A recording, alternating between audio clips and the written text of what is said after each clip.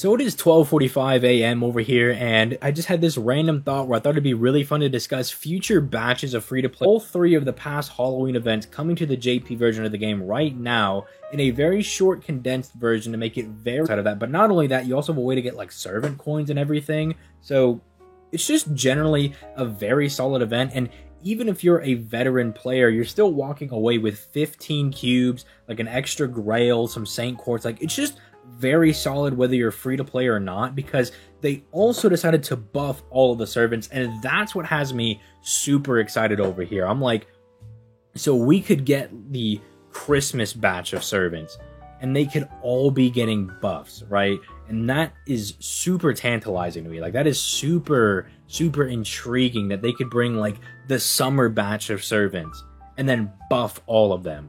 I think that would be super insane, and that's kind of what I want to just explore in today's video, because I think this would be a really cool discussion video where we can kind of just talk with each other. You know, well, I guess I'm doing the talking and you guys are commenting, but we could share ideas on what we think they could do going forward, because I think this is a very realistic possibility.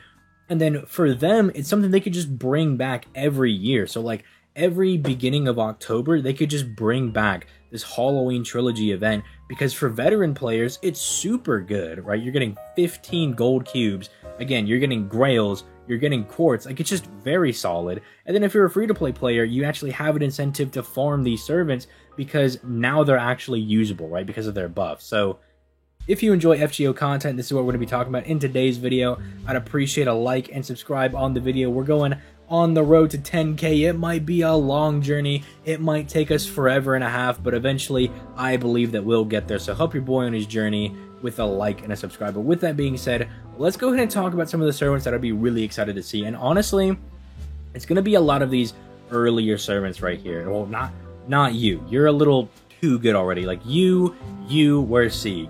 And then like Sieg, please do not buff them. They're already good enough. If you're going to buff them, just like buff their NP, but don't touch anything on it, right? Like, just give them a little bit of extra damage scaling so they hit just a little harder, but don't touch anything else, right? I know somebody's gonna be like, well, what about Kintoki's third skill? Bro, trust me, that's like part of the balancing for Kintoki, is that his third skill is pretty much dead weight. Like, that is part of the balancing. Like, we don't want to complain about his third skill because they gave us everything else for Kintoki, right? It's already crazy. So one of the first batches I want to talk about, probably because it's around the corner, is going to be the Christmas batch. So one of the first servants we'd probably see getting buffed from that would be Altera Santa over here. Not Altera, but Artoria Pendragon Santa Altar over here.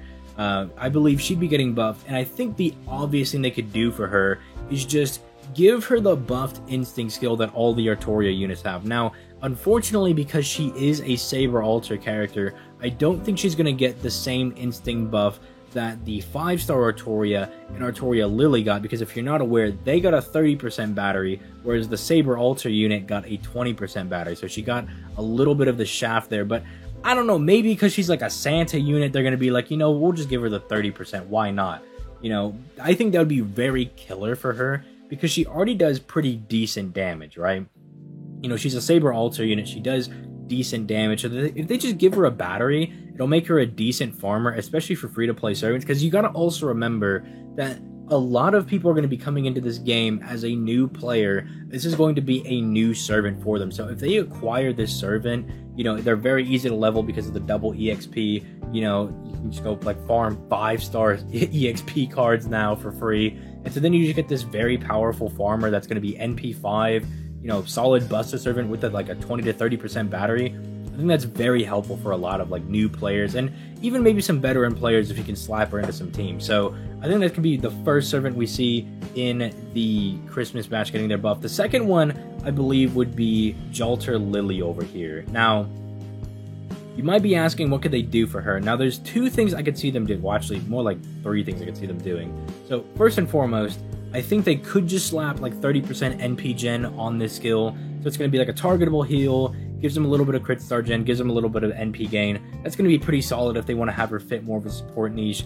But the thing that I really want to see them do is buff the NP, give it a little bit of damage scaling, but more importantly, buff up the effect of this, because when I was kind of starting out playing the game, it was one of the things I was frustrated with when using this servant is that I didn't feel like I could fully take advantage of this, because you would buff the party's healing rate, but then you could never take advantage of it because it would wear off before you could even hit them with the heal, right? So it's like, this was almost completely pointless unless you were following it up with like Medea Lily's NP, which who on earth is running Janna Alter Santa Lily and Medea Lily on the same team? Like, who's doing that? Certainly not I, right? If you're the one person doing that, kudos to you. But you know, making it 3 turns would synergize well with her whole support meme she has going on.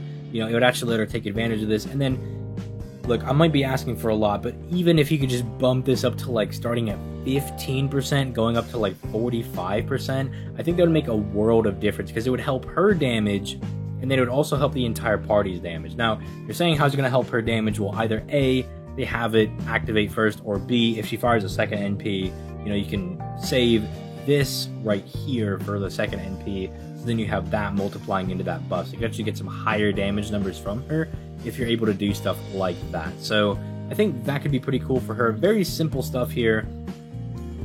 But then we move down to like Sambucettes, and then we move down to Nightingale. Now, Sambucettes, she really only needs crit damage, right? Or a battery. I think that's all they got to do, because my only issue with Sambucettes is that they really want you to get crits on the arts card, but then they're specifically giving her Buster Star Weight over here, which is just going to make it harder to get crits on said arts card. So I think there's 2 things they could do here, right?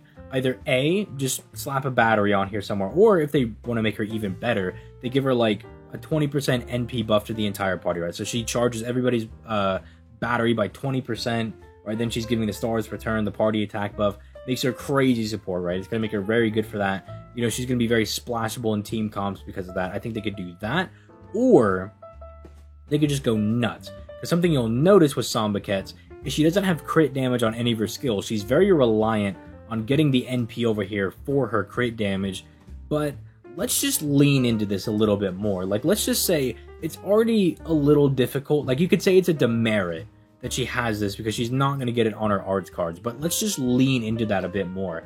What if we just give her like 100% crit damage on Buster cards for 1 turn? Let's make it super worth it. Let's just be like, fine, we're not even trying to gen our NP anymore. We're just here to obliterate people, right? We're just here to thrash people, because then at that point, you know, you could even try to potentially run her with Himiko and just have 2 Buster Rulers running around, or potentially 3 if you want to do like double Himiko Quetzalcoatl or double Quetzalcoatl 1 Himiko, however you want to run it.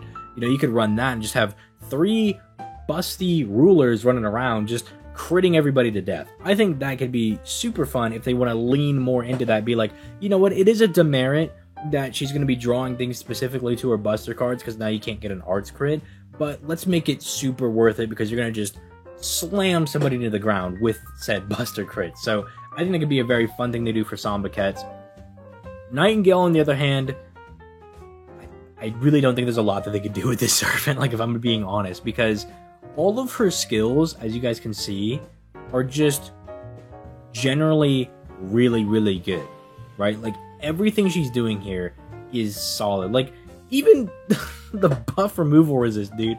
Like, even that's, like, something that I know a lot of players probably would be like, oh, I don't really, like, care about, like, debuff resistance or buff removal resist. But trust me, when you're fighting bosses that are trying to remove your buffs every 2 seconds, being able to just have Nightingale make sure all of your buffs just stick there and they can't be removed for 3 turns, it's an absolute godsend of an ability, right? And she's just doing so much. And then even because she's a quick servant with high hits on her NP, if you go on, like, if you just want a quick chain with her, you can drop a decent bit of stars for the entire party to play around with. So, like, there's almost nothing she doesn't do aside from just raw charging the entire party's NP. So unless they want to put that on her charisma skill where she charges the entire party's NP by 20 to 30%. I know 30% is asking for a lot, but I mean, you know, I can cross my fingers. 30% crit damage, 30% NP gauge. Come on, DW, throw me a bone. But probably more realistically, it's going to be like 20%. Either that or just buff the damage scaling of the NP. Maybe have it drop like 20 stars just in case you're not able to get a quick chain, you know, that way you still drop a decent bit of stars. And then I think we're golden, right? But again, very hard servant to buff because she's already really, really solid. So that's the batch I'm looking forward to the most. I'm not mentioning Santa Karna because technically, if this was to come out in like November, December for the Christmas events, that is also when Santa Karna with Vicha would be getting their rerun for their event. So he shouldn't be getting buffed because usually they don't buff free-to-play servants when they get their renewal event. I mean, there's some exceptions like Chloe. The other batch of servants that I'd really be looking forward to, and I'm sure a lot of people would be looking forward to as well, would be the summer batch of servants. These are like my two main picks that I want to talk about because these are big, thick batches of different servants coming in. I didn't talk about Altera the Santa because I don't think she'd be included there, by the way, right? Where they kind of shafted her, where you can only get one copy of her. Maybe they throw her in there, maybe they don't. I really wouldn't count on it too much like this. I thought they were just going to be like, yep, if you missed the event originally, you're just stuck with them at NP1 forever. But, you know, apparently DW can be nice sometimes. But all right, so this summer batch, like, there are a hefty, thick amount of servants here. Like, this is 5 different servants you could get, and really the only stinker right now, NP gain buff, and you're Lupin, right? If they want to make her really crazy, they buff her NP so it gets hot 1 in the morning. As you guys know, I am a college student, so I'd be up at like crazy hours doing all these reports, but I had this random idea for a video, so I'm doing it, all right? You know, I cannot be stopped. If I have a video idea, I'm recording, I don't care when it is. But Melusine, the Lancer from Lost Belt 6, if they give her her effect on her NP, where every time she NPs, she gets an NP gain. So that's all I think they got to do for Skyhawk. NP gain buff somewhere. If they want to make her crazy, that's what they do with the NP. Now, we look at everybody else. I mean, dude, Ishtar Rider is already really solid. Like, what are they going to do? Maybe just extend that for 3 turns? They're not touching this. Because this is already really good. Like, you see all the low values, but you're getting a lot from this. I mean, I guess they could buff it. They could just bump that all up to 30%. It'd be a decent buff, but it'd just be more like modernizing the skills, when maybe they could come around here and, you know, remove the stun or give her, what is it called? Debuff immunity for like 1 instance, right? Kind of like what they did for Tamamo Cat, where they gave her 1 instance of debuff immunity to neg the stun on her NP. They could do something similar here, and I kind of feel like that's realistic because DW does like to shaft or like hold back certain servants sometimes like that. They're like, oh, the problem with this servant is the stun. It's like, no, dummy, like, let's go over here and let's give her like crazy crack critical damage or something, or let's, I don't know, give her NP damage on her NP so she hits even harder, loops even easier, right? Something along those lines, right? I think that can be really crazy for her, but she's already got a very solid base. It's kind of hard to alter her a little bit because, again, she's already pretty usable. Like, you can use Rider Ishtar to farm and everything, and you can actually use her to help other servants farm with her first skill because she's giving them a quick buff and then the NP gain buff. So she's basically making it doubly easier for them to farm by buffing up the effectiveness of their quick cards, and then giving them an NP gain buff as well. So kind of hard to change Rider Ishtar a little bit. Again, I think little things here and there is like maybe they could buff this up a little bit. What they'll realistically probably do is give her like an instance of debuff immunity, but then they could just buff the NP, give it more damage. Makes it easier for her to farm because she's doing more damage. Then maybe, you know, also slap like a 20% NP damage buff for 1 turn when she activates her NP, something like that, right? I think that could be pretty good. But then we get to the 3 that it's going to be very hard for them to touch. I think really all they can do for Jolter is maybe buff this up to like 30% Buster performance for 3 turns. I think they could do that, or on skill 2, maybe give her like 50% crit damage for 3 turns. But she's already like such a massive DPS servant. Like, she outputs so much damage, especially if she's grailed, and it's not hard to find a grailed Zerker Jolter. Like, you can go to my friends list. I got my Zerker Jolter level. You know, as a Jolter stan, I did that day 1. So, you know, it's not hard to find those, especially, you know, I got mine Golden Photon. Who doesn't love that, all right? And it helps because, again, she pumps out damage like an absolute madman. Like, she's just out here to here. Giving her longevity to her Buster buff just makes her even more insane when it comes to being a DPS. So I think that's the right thing to do. Just 30% Buster, 3 turns, we call it a day. I shake hands with DW, you know, we make peace, right? Hokusai, she's really balanced around being a DPS that like does like burst turns, right? Like bursting out quick damage. So kind of hard for me to recommend or predict what they would do. The easiest thing for a lot of these servants is just to say that they would give them buff damage scaling with an NP damage buff, right? Like they would just say, here's an NP interlude, we buffed up the damage scaling, and then that's all we did. We didn't touch anything else. Because, like, especially for like you, if you look at all of this, like, what do they add? Very minute buff that's like hardly a buff, really. Like, what do they do? And it's hard to predict what they different new effects, and it completely changes how good the servant is.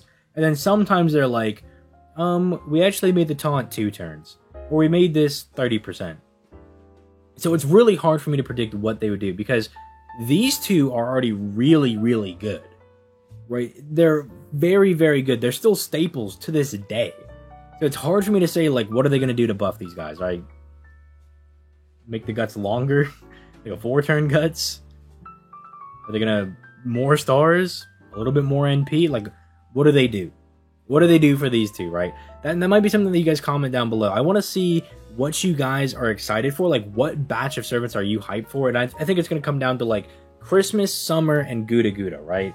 And then maybe there's, like, throw in, like, Gray, and then we throw in Sieg, right? Because those are, like, collaboration servants, right? Because this is a collaboration with Fate Requiem. This is with Play servants, right? Let me know which one you guys are the most excited for. Again, I'm most excited for Christmas and Summer, right? Summer because my baby girl Jalter will be coming around on JP. I can finally get her, and hopefully they buff her, right? And then the Christmas one is just going to be bringing a lot of very good servants, right? They're all just going to be very good after their buffs. Hopefully they're going to be good after their buffs. I can pretty much almost guarantee that, like, Salter is just going to get the normal Salter NP not NP damage, but NP battery buff, right? But let me know what you guys think, right? I think it's pretty obvious this is the direction they're going to be moving in, because once these mobile gains start a trend, they start moving in that direction. They don't stop. They don't change. Like, this is them saying, like, we're going to do this moving forward. We're going to do batches of free-to-play servants, and then we're going to buff them when they come out. Like, I'll be very shocked if we don't get this year for Christmas. Like, I'll be flabbergasted, right? It'll be very, very weird and out of pocket for them to not do that. But then again, I could be wrong. I'm really hoping I'm not wrong on this, because this is probably one of the best things they've done, like, in the FGO game history, outside of, like, the free 5 stars, right? Like, that's probably the best thing they've ever done, is, like, giving out, like, Waver for free and, like, Tamamo for free. But let me know what you guys think in the comments down below. I'm very curious to see, like, what you guys are excited for, and then what you guys think they could do for a lot of these free-to-play servant buffs. Let's try to keep it brief and fair so I can kind of get to everybody. So, like, drop the one you're looking forward to the most with the buffs you think those servants will get, alright? Because I know we got overachievers that are going to be like, this is what I think every servant down here is going to get, and then I can't get to every comment if everybody's dropping every free-to-play servant, right? But let me know what you guys think in the comments down below. I'm going to go ahead and get out of here and get some sleep. So with that being said, I'll catch you guys tomorrow, or I guess technically it is tomorrow, but you guys get what I'm saying. I'll catch you guys later. You guys have yourselves a nice day. Peace. Late, guys.